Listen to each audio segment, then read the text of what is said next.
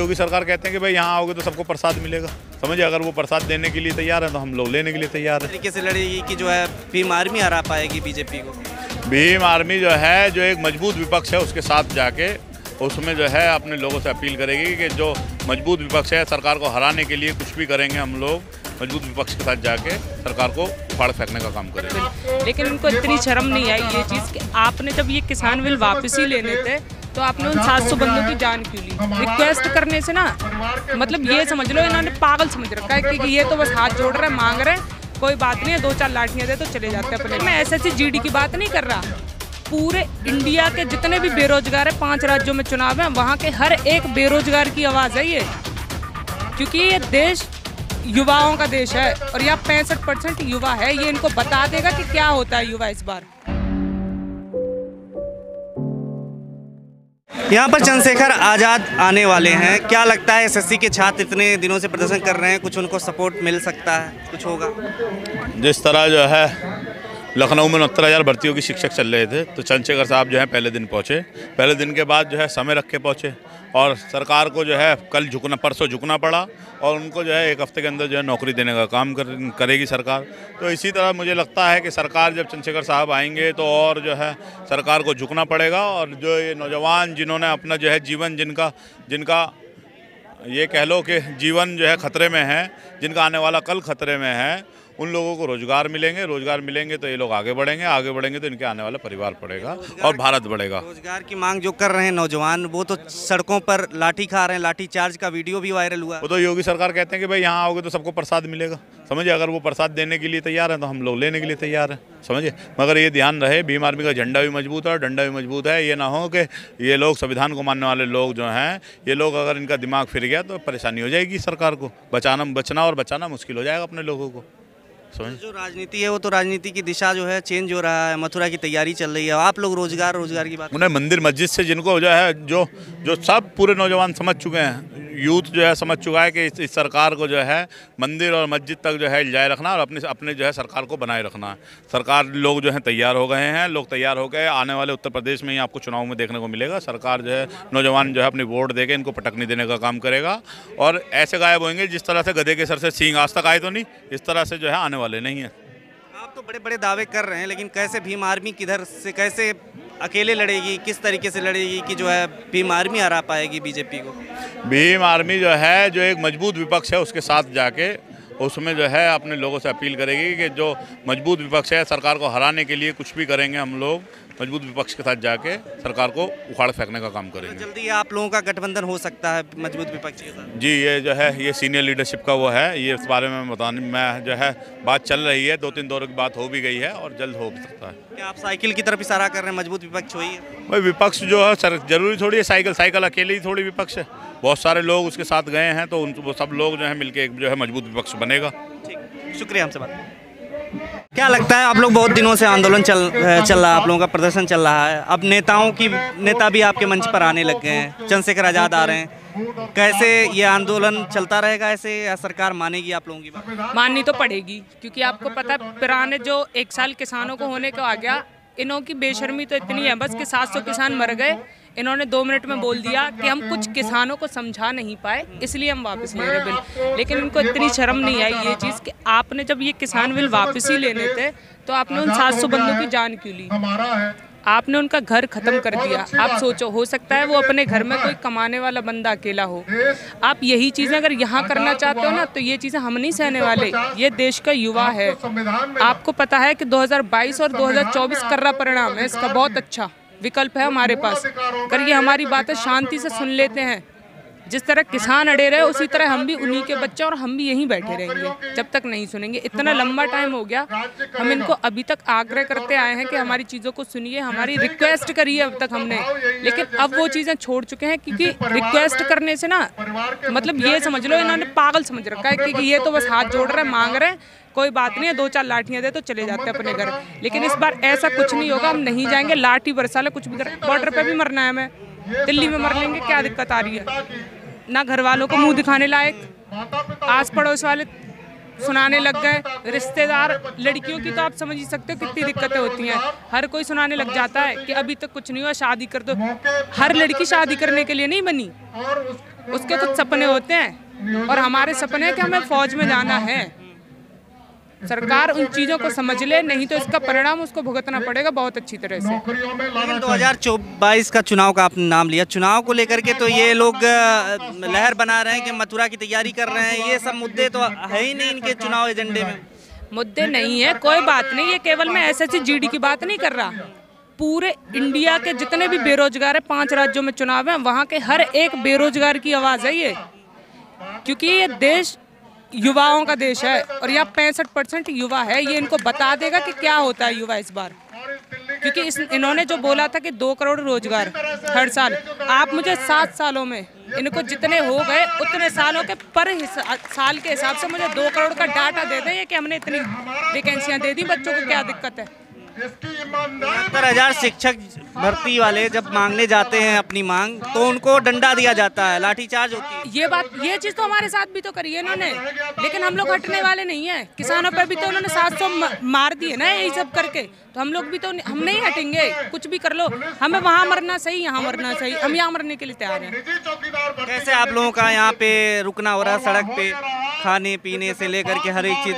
हर बार आपको पता है ऐसे ही होता है। गुरुद्वारा होता है और सोने का तो जहाँ भी जगह मिल जाती है हम वहीं सो जाते हैं। और खाने का भी हमारा यही होता है कि एक टाइम मिल जाए, क्योंकि सुबह हम आते हैं यहाँ, शाम को बहुत सारी चीज़ें देखनी पड़ती हैं। मैं सच बताऊँ, मुझे 2-2 दिन बाद खाना मिला है यहाँ पर। लेकिन इनको इन चीज़ों की बिल्कुल भी ये नहीं आती कि लड़कियाँ यहाँ रोड पे बैठी हैं।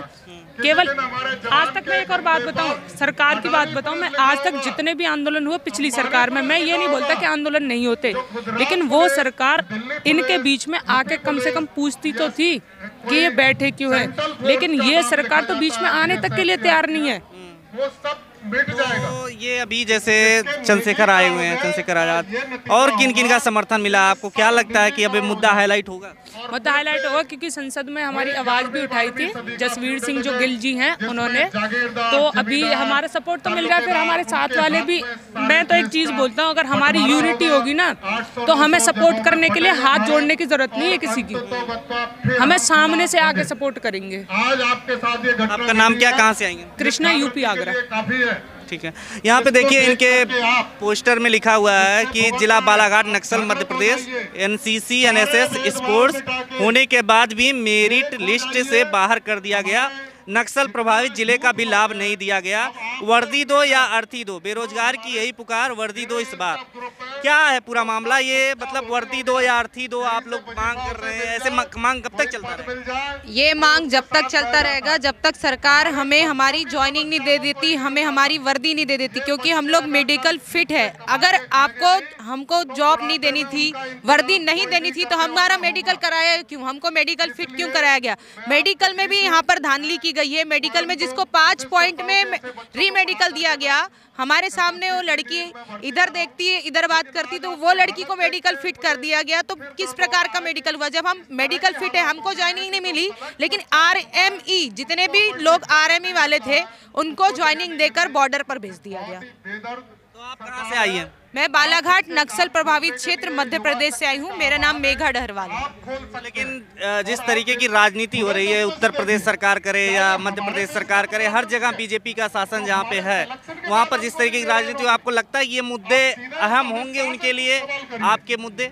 मध्य प्रदेश की जहाँ तक बात करें, मध्य प्रदेश में इस बार बीजेपी सरकार नहीं बनी थी, कमलनाथ जी की सरकार बनी थी, लेकिन गठबंधन करके बीजेपी सरकार ने अपनी सरकार बनाई है।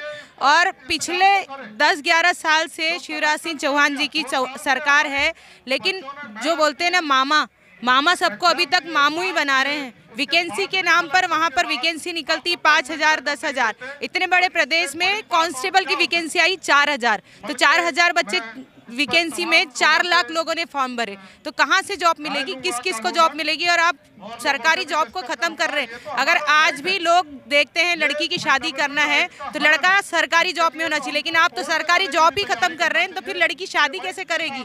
लड़के लोग बेरोजगारी घूमते रहेंगे, तो फिर जॉब क्यों नहीं? यूपी टेट का अभी परीक्षा हुआ, लीक हो गया उत्तर प्रदेश में, ऐसे तमाम जगहों पे परीक्षा ही नहीं करा पा रही हैं सरकारें।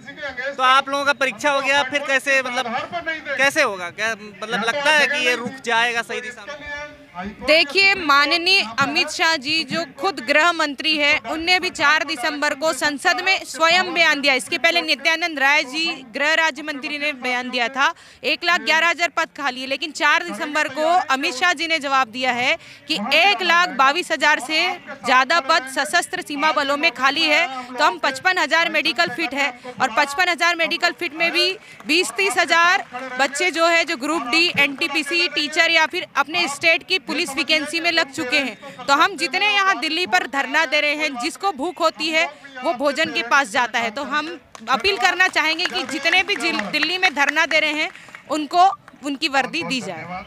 ठंडी आ गई है लेकिन अभी धूप तो है, काफ़ी धूप है। इस धूप में आप बैठी हुई, पसीना भी आपका निकल रहा है। क्या मतलब ये इस तरीके से बैठने, पसीना निकलना तो एक मामूली सी बात है। जिस दिन हम वर्दी पहन लेंगे तो धूप हो, पसीना हो, गर्मी हो, बरसात हो, हमको अपनी ड्यूटी करनी पड़ती है। तो एक जब हम लोग ने फॉर्म भरे थे तभी हमने सोच लिया था कि फौज में जाना है, वर्दी पहनना है।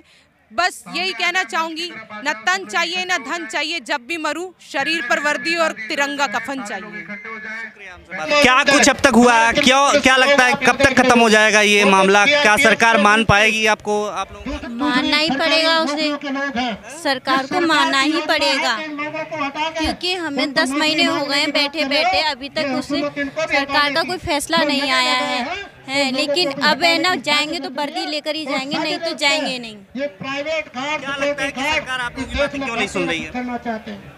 सुनना ही पड़ेगा उससे। कहाँ से आई हैं आप? मैं यूपी से आई हूँ, आगरा। यूपी से कहाँ से? आगरा से। तो यूपी में जिस तरीके से शिक्षक भर्ती को लेकर के जब मांग करते हैं तो लाठी चार्ज हो जाता है, आप लोग यहाँ मांगने आते हैं कुछ तो लाठी चलाई जाती है। क्या लगता है, क्या रुख जो लग रहा है ये सरकार का, लग रहा है सही दिशा में जा रहा है?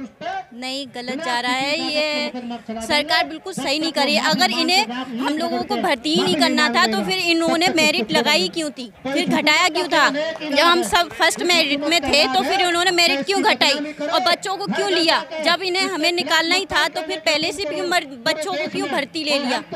इन्हें अपनी बच्चे अगर लेने ही थे तो फिर उतना ही मिनिमम ही रखते ना, फिर क्यों इन्होंने दोबारा फिर भर्ती मेरिट बढ़ा दी, फिर घटा दी, 4 मेरिट लगवाई इन्होंने। आप लोग यहाँ पर हैं, कैसे आप लोगों का नहाना और सारी चीजें चल रहा है? मतलब यहाँ पर इतने सड़क पे बैठे हुए हैं, कहीं जा रहे हैं, कहीं पर रुक जाते हैं, कहीं गुरुद्वारे में रुकते हैं, कहीं रूम लेना पड़ता है, कहीं रेलवे स्टेशन पे रुकना पड़ता है। ऐसा ही चल रहा है हम लोगों का। ये जो आपके हाथ में ये पोस्टर है चंद्रशेखर आजाद का, ये इनका सपोर्ट आपको जो मिलने वाला है, क्या लगता है, कैसा लगता है? लगता है कि वो हमें मतलब हमें न्याय मिलेगा, हमें मिलेगी ज्वाइनिंग, उम्मीद है हमें। चंद्रशेखर से उम्मीद है। हाँ। खबरों में बने रहने के लिए फोरम 4 को सब्सक्राइब करें और नोटिफिकेशन पाने के लिए बेल आइकन दबाएं।